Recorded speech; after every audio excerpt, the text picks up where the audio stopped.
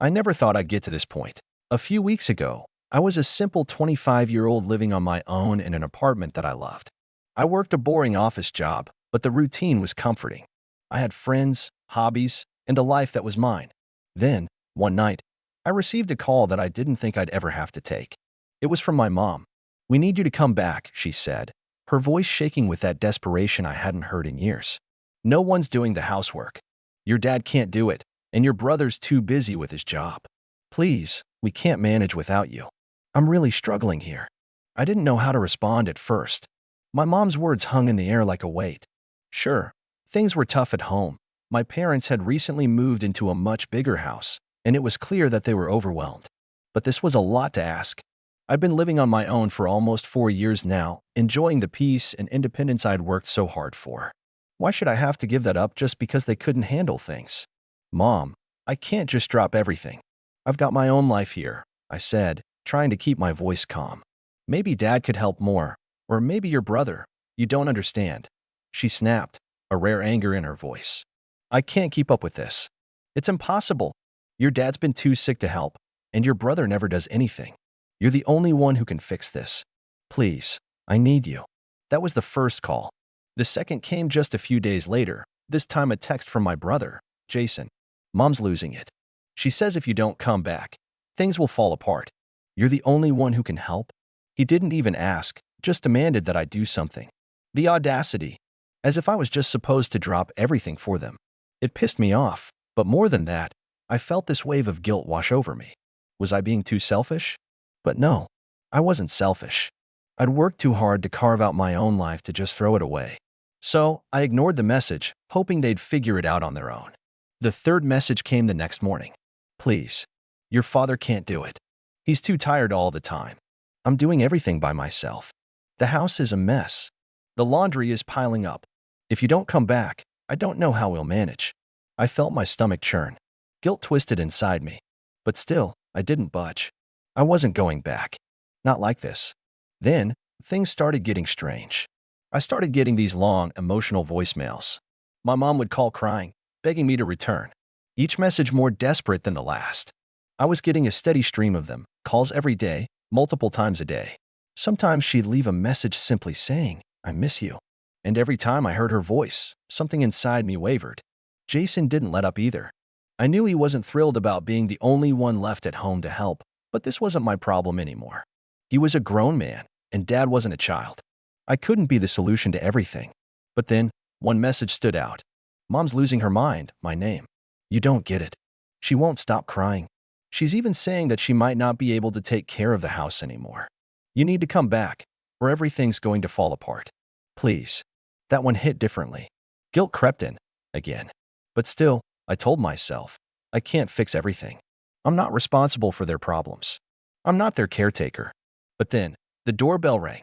It was around 8 p.m., and I had just settled down to watch a show on Netflix. I wasn't expecting anyone. I wasn't expecting them. I opened the door. There, standing on my doorstep, were my mom and dad, looking worn out and defeated. Behind them was Jason, looking uncomfortable but resolute. "Why are you here?" I asked, barely keeping my voice steady. "Sweetheart, please," my mom began, her voice cracking. "We're at the end of our rope. We can't do this anymore. We need you. You have to come back." I stood there in shock. My parents had driven 2 hours to get to me, and here they were, begging. It was insane. I couldn't believe they'd actually shown up. "I don't understand," I said, stepping back a little. "Why couldn't you just handle it? Why didn't you ask someone else?" "I am asking you, honey," she said, her voice growing more desperate. "You're the only one who can help us. You're the one who used to take care of everything when you lived here. You know the house. You know how to manage everything. We can't do it without you." I felt my heart twist, but a surge of anger quickly replaced the guilt. How dare they? They had used me as the backup for years, always expecting me to step in when things got tough, but never once appreciating the independence I had built for myself. "I can't just come back and live like that again," I said, trying to hold firm. "I have my own life now. You can't keep doing this." "Please," Jason said, stepping forward. "You don't know what it's been like here. The house is falling apart. Mom's been crying every day. I'm barely holding things together." I looked at him, shocked. Jason had always been the golden child, the one who could do no wrong in my parents' eyes. It was hard to believe he was struggling now, but something in his voice made me pause.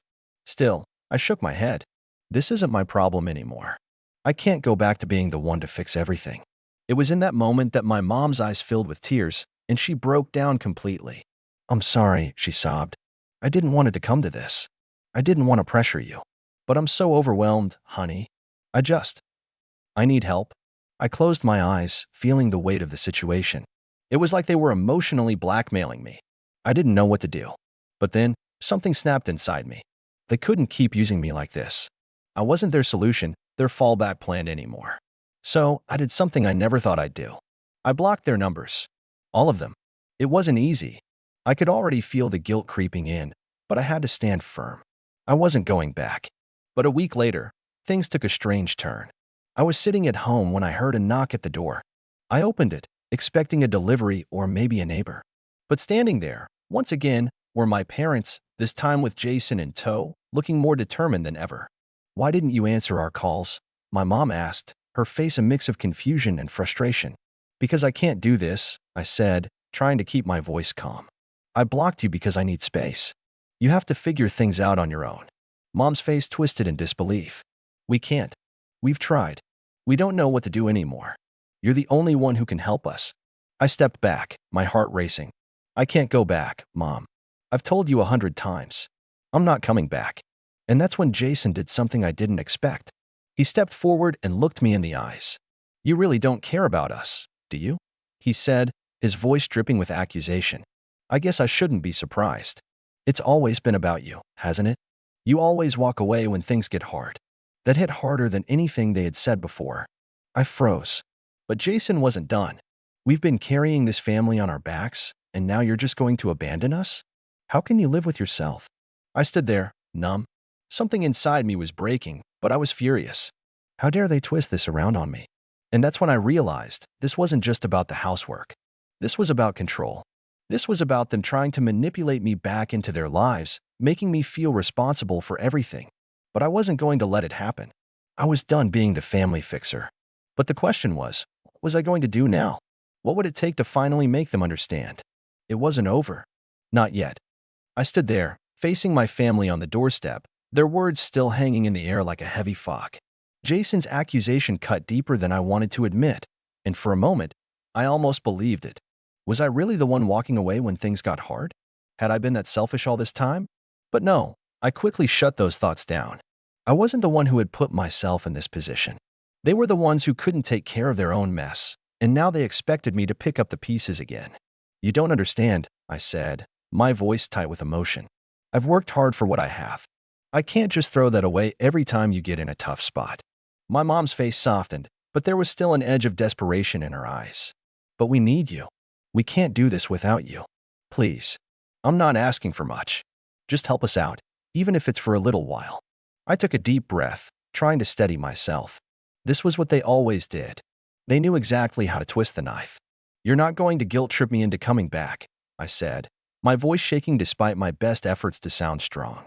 "You've done this before, and I'm not falling for it again. I need to live my own life." Jason stepped forward again, his face hardening. "You're being unreasonable. You're not even trying to help us. If you really cared about this family, you'd come back." "Stop," I snapped. "You don't get to tell me what I should do. You've always used me, and I've had enough." Jason's eyes narrowed. "You know what? Fine. I see how it is. But don't come crying to us when everything falls apart. We won't be there to fix it for you." I could feel the anger rising in me, but I refused to let them see how much they were getting under my skin. "You won't be there to fix anything because I'm done being your backup plan." With that, I slammed the door in their faces. I stood there, leaning against the door, trying to catch my breath. My heart was pounding, and I could feel the adrenaline coursing through my veins. I knew it had to be done. It had to be over. I couldn't keep letting them drag me back into their mess every time it got too difficult. But still, something inside me felt wrong. Could I really just turn my back on them like this? I shook my head, banishing the thought. No, I had to stay firm. This was the only way they'd learn. If I kept giving in, they'd never change. I had to hold my ground. For the next few days, everything was quiet. No more calls. No more texts. At first, I felt a strange sense of relief. I could go back to my life, my routines. I didn't have to worry about being dragged into their chaos anymore. But then, as the days dragged on, the guilt started creeping in again. Maybe I was being too harsh. Maybe they were really struggling, and I was being a selfish, cold person. But no, I couldn't go back. Not again. A week passed.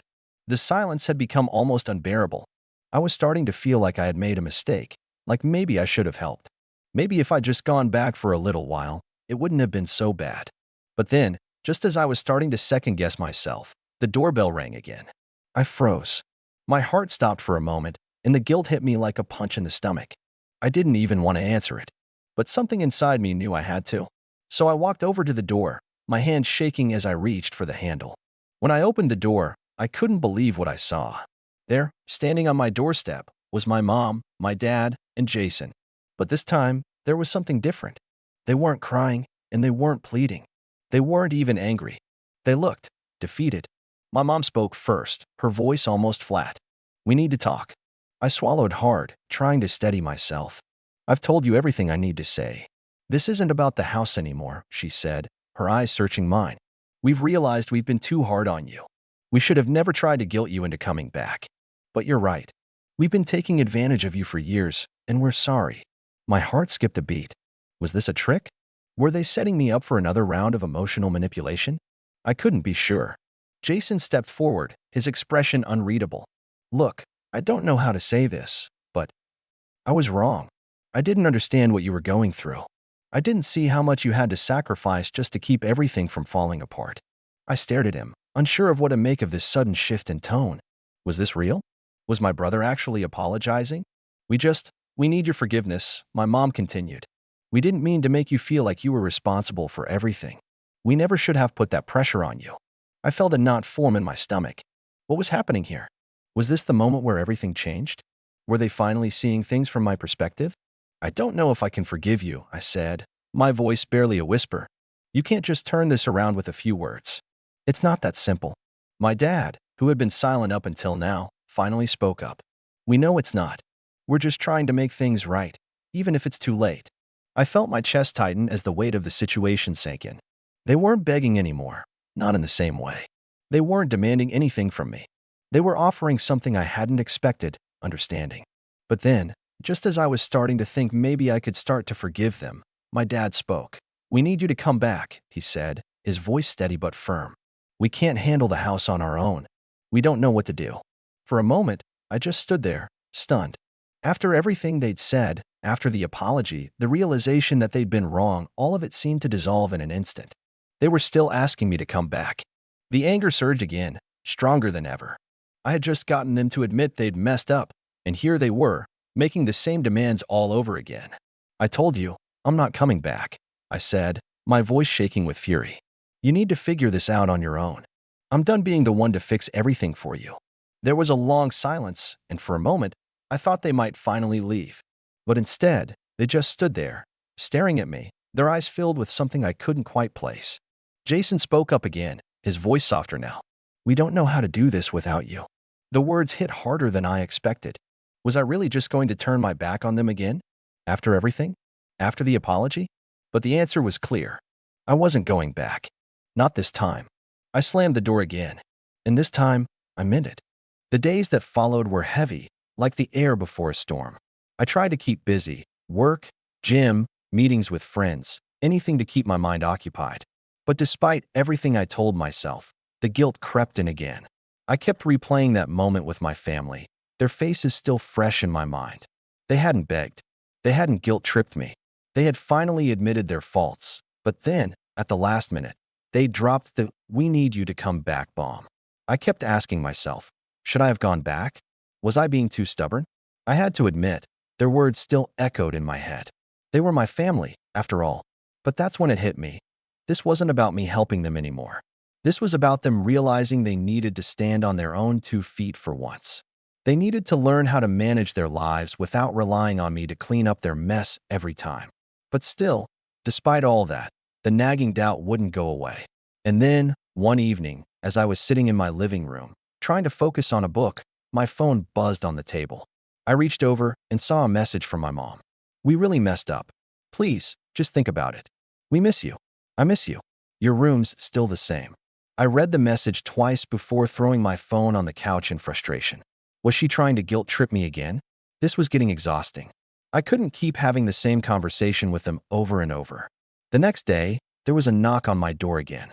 I opened it cautiously, half expecting to see the same defeated faces. But instead, standing there was Jason. He wasn't with Mom or Dad this time. Just him. "Can we talk?" he asked quietly. I didn't answer immediately. My instinct was to tell him to leave, but there was something about the way he was standing there. No pleading, no anger, just exhaustion. He looked like he had the weight of the world on his shoulders. I sighed and stepped aside, motioning for him to come in. "What now?" Jason sat down without waiting for an invitation. "I know I've messed up, and I know I've said some things I can't take back. But I'm tired of this. I don't want to keep pretending like we don't need you. We do need you." I crossed my arms, trying to keep my composure. "I've told you a million times. I'm not your backup plan. You need to fix your own problems." "I know," he said, his voice barely above a whisper. "But we've tried, and it's not working. We're failing. I don't know how to fix it." I stood there, torn. His words were soft, filled with guilt, but something inside me wouldn't let me give in. Not like this. I couldn't just walk back into that life of being everyone's problem solver. "Jason, I've been carrying you all for years. Every time I've gone back, it's been the same. I help, I fix things, and then you all act like you can't live without me. But you can. You need to learn how to live without me." Jason's eyes filled with frustration, but he didn't argue. "I'm not asking for forever, just for a little while. We need you to help us get back on our feet. We're barely keeping things together here." I could see the desperation in his eyes, but I also saw something else, guilt. He wasn't just talking about the house or chores anymore. He was talking about the emotional toll of always relying on me. And it was clear, at least in that moment, that he recognized how unfair it had been. "I can't just fix everything for you, Jason," I said softly. "I can't be the one who always picks up the pieces. You have to find your own way." We sat in silence for a few moments, the tension thick between us. I knew he wasn't going to leave until he got what he came for, but I wasn't going to give in. "Not this time." "I get it," he said finally, his voice hoarse. "But you can't just cut us off completely. We're family. We need you, even if you won't admit it." The words hit harder than I expected. We were family. And in that moment, I realized how long it had been since I truly felt like part of that family. I was always the outsider, always the one they came to when everything else fell apart. "Maybe I've been trying to avoid this," I said, the words escaping before I could stop them. "But I don't think I can fix this anymore. I can't keep going in circles." Jason nodded, his face darkening with guilt. "I know. I just don't know how to fix it either. You'll have to figure it out," I said firmly. "I'm done being the one who's always there to pick up the pieces." He didn't argue. He just sat there for a moment, looking like he wanted to say something else, but nothing came out. I felt a small pang of guilt again, but I quickly pushed it away. I couldn't keep making excuses for them. Finally, after what felt like an eternity of silence, Jason stood up. He hesitated before saying, "I don't want things to be like this. But I think you're right. We can't keep depending on you. Maybe it's time we all learn to do things on our own." And with that, he left. I stood there, in the middle of my living room, still processing everything that had just happened. Part of me wanted to feel victorious. I had finally stood up for myself. I had finally put my foot down. But another part of me, one I didn't want to acknowledge, felt empty. Was I doing the right thing? Was I being too harsh? I didn't know. But I knew one thing for sure. I couldn't go back to the way things were. The following weeks were quiet. Too quiet. I didn't hear from my family at all. No more texts, no more calls. I kept thinking about what Jason had said about things needing to change, but I couldn't shake the feeling that it wasn't over yet. Something was still unresolved, and I could feel it building like a storm on the horizon. Then, one afternoon, as I was grabbing groceries from my car, I saw a familiar face in the driveway. It was my mom, and she wasn't alone. She was holding a box, and my heart skipped a beat. Before I could even say anything, my mom walked up to me, her expression serious. "We need to talk," she said, her voice uncharacteristically cold. And this time, I'm not asking. I felt the hairs on the back of my neck stand up. My heart raced, and for a moment, I considered closing the door in her face. But something inside me, some mix of guilt, curiosity, and exhaustion, made me hesitate. I stood there for a few seconds before I opened the door wide enough for her to step inside. "Come in," I said flatly, my voice betraying none of the emotions that were swirling inside me. She walked past me without saying a word, her eyes scanning my apartment like she was inspecting a crime scene. I followed her into the living room, and she set the box down on the coffee table before sitting down across from me. Her face was unreadable, but her posture, stiff, defensive, told me she wasn't here to apologize. "Why are you here, Mom?" I asked, trying to keep my voice steady. "I told you what I needed. I've been clear." She didn't respond right away. Instead, she glanced at the box, then at me. Her eyes softened for just a second, but only for a second. "This isn't about what you need," she said, her voice low. "This is about what we need, and what I need from you. For once, I need you to listen." I crossed my arms. "You always say that, but you never listen to me, do you? You just tell me what you want and expect me to drop everything to fix it." She winced at the words, but she didn't argue. "I know you're angry," she said, almost apologetically, "but this is different. I've been thinking a lot about everything, about how we've treated you, and I know you've been carrying all of us for so long, and I've never truly appreciated it." My chest tightened. She was talking about accountability, but was it sincere? Had she really changed, or was this just another attempt to get me back into the fold? The silence between us grew thick, and I couldn't shake the feeling that something else was coming. Something important. "Then why now?" I asked quietly. "Why the change now? You've always relied on me, and then you let me go, expecting me to just be fine, to move on like it was nothing." She looked down, her fingers picking at the edge of the box. "Because it's not nothing. What we did to you, it's not right. And it's time for us to face it. To face you." I couldn't tell if she was being genuine or if she was just trying to avoid the real issue. But something in her voice told me this time might be different. Maybe she did get it. Maybe she was finally seeing me, not as the fixer or the helper, but as someone who had their own needs, their own life. But I couldn't just trust her words. Not after everything. "You say you've been thinking about it," I said, leaning forward, "but what are you actually doing about it?" "Because I've been carrying your weight for years, and I'm tired, Mom. I'm tired of being the one who always fixes things. I can't be that person anymore." Her eyes filled with something I hadn't seen before, regret. "I know, and that's why I brought this." She gestured toward the box, her hand trembling slightly. My curiosity piqued. I glanced down at it. "What's in the box?" She paused for a moment before speaking. "I've been doing some thinking, and I realized I need to stop treating you like a crutch. I can't keep making you feel like you owe us. So, I've made some changes. We've all made some changes." I reached out and opened the box. Inside was a folder stuffed with papers. My eyes quickly scanned them. It was a set of documents, a formal plan, one that laid out clear expectations, household responsibilities, financial arrangements, a timeline for getting their lives in order. It was a contract. I felt my mouth go dry as I read through the list. They weren't just asking for help anymore. They were making it clear. They were taking responsibility. "I've signed up for counseling," my mom continued, "and your dad is going to be going to meetings. Jason's been looking for a job, and we've agreed to share household duties." I blinked in disbelief. Was this really happening? For the first time, I could see the real effort behind their words. They weren't just asking me to help. They were trying to fix things on their own. I glanced back at her, unsure what to say. This was the change I'd been waiting for, but was it too late? I trailed off, feeling a lump form in my throat. "This is a big step, Mom. But you can't expect me to just come back. This is something you're doing for yourselves, not for me." She nodded, her eyes brimming with emotion. "I understand. I just wanted to show you that we're trying to do better, that you don't have to carry us anymore. I know it's not enough to make up for everything, but it's a start." I sat there for a moment, the weight of everything hanging between us.